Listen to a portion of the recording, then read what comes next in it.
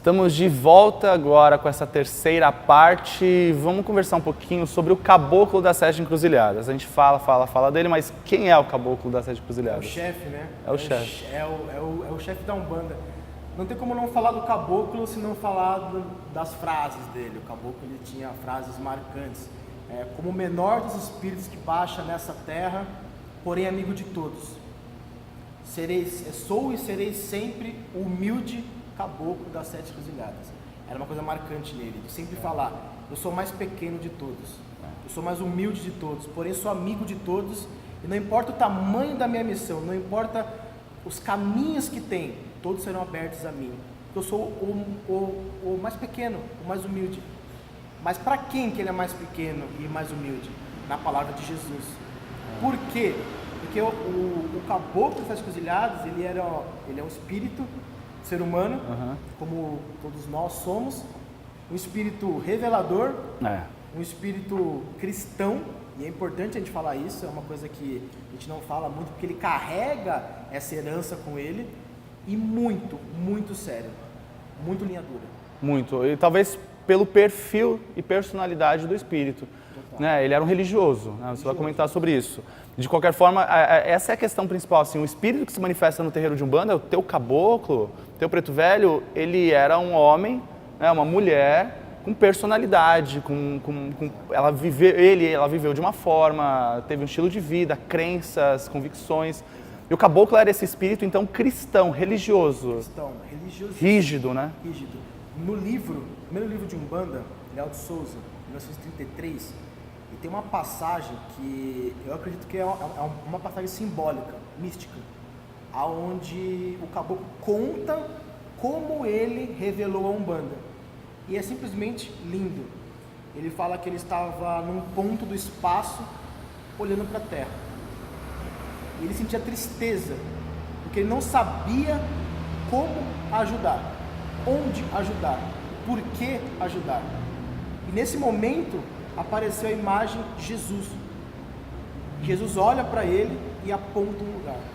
Nesse exato momento que ele aponta o lugar, o caboclo se teletransporta, ele vai num fluido energético e incorpora no Zé de Fernandinho de Moraes.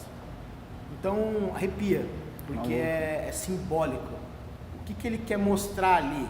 Ele quer mostrar que ele era um espírito que ele necessitava ajudar. E aí, se você olhar por detrás, num conceito filosófico da Umbanda, se a gente puder colocar assim, o maior conceito filosófico da Umbanda é a liberdade. Por quê? Ele veio para libertar o preconceito do caboclo, o preconceito do preto velho, o preconceito de tudo. A Umbanda luta contra o preconceito, ano após ano, geração após geração.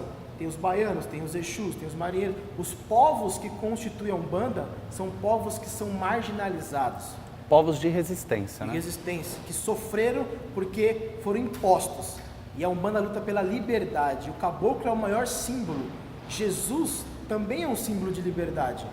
Indico a todos, para quando a gente fala de Jesus, a gente não fala sobre a igreja. O caboclo tinha um conceito muito sobre a mensagem de Cristo. Indico muito os irmãos a lerem um livro chamado Zelota, que fala sobre o Jesus histórico. Isso legal. É muito forte. E é nisso que o caboclo acreditava, nessa mensagem. Jesus era um cara, vamos dizer assim, tá? Com todo respeito, libertador. Ele queria a liberdade do seu povo. E o caboclo veio para trazer a liberdade da espiritualidade, para libertar as pessoas das doenças, dos maus dizeres, das feitiçarias, do que for, liberdade. Então, esse conceito o caboclo trouxe muito. E não tem como falar do caboclo como não falar de Jesus. E se a gente olhar também a última reencarnação dele, a gente vê muita coisa interessante. Com certeza. Quem ele foi na última encarnação? Ele foi o Frei Gabriel de Malagrida, um padre. E é interessante essa história, porque ele veio para o Brasil. Ele, como padre, depois, ele veio para o Brasil e ficou quase uns bons anos aqui. O que ele fez aqui no Brasil? Qual que era a missão dele? Qual que era a paixão dele? Olha que curioso isso. Ele queria pregar a palavra de Jesus e entender a língua dos indígenas. Ele entrou mato adentro. Ele veio primeiro para o Belém do Pará, E aí ele entrou para conhecer 3 tribos diferentes. Ele ficou, se eu não me engano, 26 anos aqui no Brasil, pregando a palavra de Cristo e querendo entender como era a cultura indígena, estudando as línguas. Olha só a ligação, que interessante. Completamente. E aí ele depois desceu para o sul. Hoje existe até uma capela em uma escola que ele foi um dos fundadores, existem relíquias dele lá. Então ele veio para o Brasil, ele se envolveu com os povos indígenas e depois voltou para Portugal. Ele teve a revelação do terremoto e aí ele foi queimado em praça pública. Exato. Né? Ou seja, ele já, você vê que na última reencarnação dele, alguns falam que também ele teve uma reencarnação depois como índio aqui no Brasil. Né? Muitos falam isso também. Que não necessariamente Frei Gabriel de Malagrida foi a última dele. Exato. Mas ele, como Frei Gabriel de Malagrida, ele tinha uma conexão com o povo indígena. Ele gostava, ele sentia um chamado ali. E aí depois ele vem como espírito revelador, falando, eu vou abrir aqui uma nova religião, um novo ritual, como um nome, Caboclo das 7 Encruzilhadas. Porque perguntam, né? Eu estou vendo você com os trajes, mas quem é você? Se eu preciso de um nome, então que seja Caboclo das 7 Encruzilhadas, porque para mim não existem caminhos fechados. Então isso é um pouco da personalidade do espírito. Com certeza. Porque quando a gente fala assim, sabe o seu tranca-rua, o seu tupinambá, ali por detrás tem uma personalidade. Com certeza, um histórico espiritual, de outras encarnações, experiências que não necessariamente foi o índio ali. Exato. E o caboclo, é interessante que na tenda, ele era o linha dura, né? Porque ele que ditava o que tinha que ser, o que tinha que não ser. O ritual tem que ser assim, tem que ser assado. Então, diferente do pai Antônio, depois a gente vai falar sobre o pai Antônio, mas o caboclo, ele tinha muito essa questão de ser o doutrinador. E as peculiaridades interessantes tinha momentos que ele incorporava, ele punha um terno azul, escuro, sentava na ponta da mesa. E o caboclo sabia quem estava na assistência, se era um povo mais humilde, um povo mais carente. Ou seja, só um adendo, Sim. O caboclo incorporado botava o terno azul e sentava na beira da mesa para conversar com as pessoas. Ele cumprimentava assim, ó, tudo bem? Assim. Então, olha só que quebra de paradigma. Com certeza, extraordinário. Então, e ele sabia quem estava na assistência. Então, se ele via que era um povo humilde, ele tinha um linguajar mais chulo, como dizem a literatura.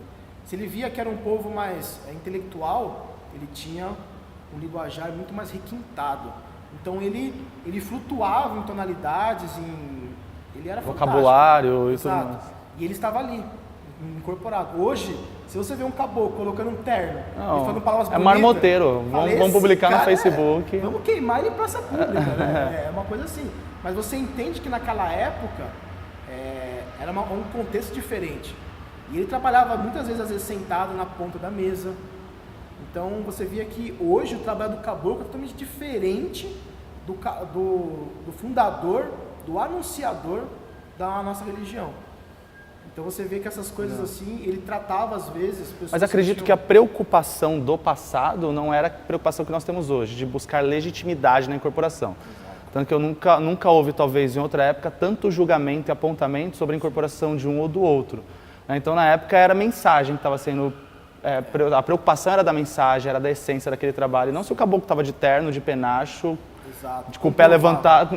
Não era a busca pela comprovação da presença da entidade. O que hoje nós temos, não sei por que necessariamente, mas temos. Exatamente. Naquela época, ninguém duvidava se era ou não. Só vivenciava a experiência. A pergunta é bom ou ruim? Esse era o liminar ali. Falando um pouco sobre essa linha dura do caboclo, o apelido do chefe, já o diz, né, o chefe, vou falar do chefe. Ele não permitia tabaques, né, não permitia vestimenta e nem palmas. Já vi muitos irmãos escreverem comentários, por causa da polícia e não, palavras da Lígia, neta dele, e do Leonardo, bisneto. Na tenda nunca teve isso porque o caboclo não permitia. Ele falava que isso, veja bem, palavras do caboclo, isso poderia ser uma distração para o próprio médium.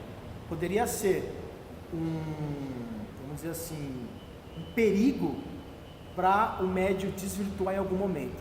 Paramentos a mais, alguma coisa assim, o atabaque, a palma, não. Era tudo só as cantigas, roupa simples e branca, as guias que O guia pedia depois de muito tempo de comprovação e ali seguir o trabalho. Eu tive a oportunidade de nascer numa umbanda onde não se tinha tabaco, não se tinha palmas. Era uma umbanda de reza e de cantiga que era da minha avó, onde eu fui batizado com 4 meses. Sou cacique 3 estrelas, que é meu padrinho espiritual até hoje. E é muito diferente, muito diferente. Mata e Silva também, não tinha também a famosa curimba. E conversando com alguns irmãos também de umbanda esotérica, ou até próprio com a minha avó já falecida, eles tinham um entendimento diferente sobre aquilo. Eles não achavam que era errado, mas dentro do ritual deles, eles entendiam que o poder de concentração era direcionado de uma forma diferente.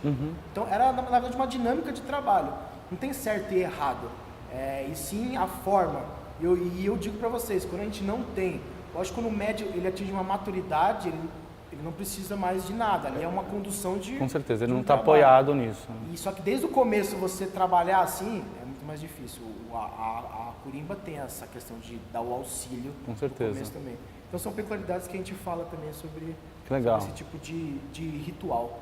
Tá, que legal. São particularidades aí do Zélio de Moraes, da Tenda Espiritual Nossa Senhora da Piedade, das regras, dos conselhos, do caboclo das 7 encruzilhadas. Então, Nicolas, obrigado até aqui. Tá fantástico, o assunto é incrível. A gente vai continuar aí no próximo bloco. Vamos lá.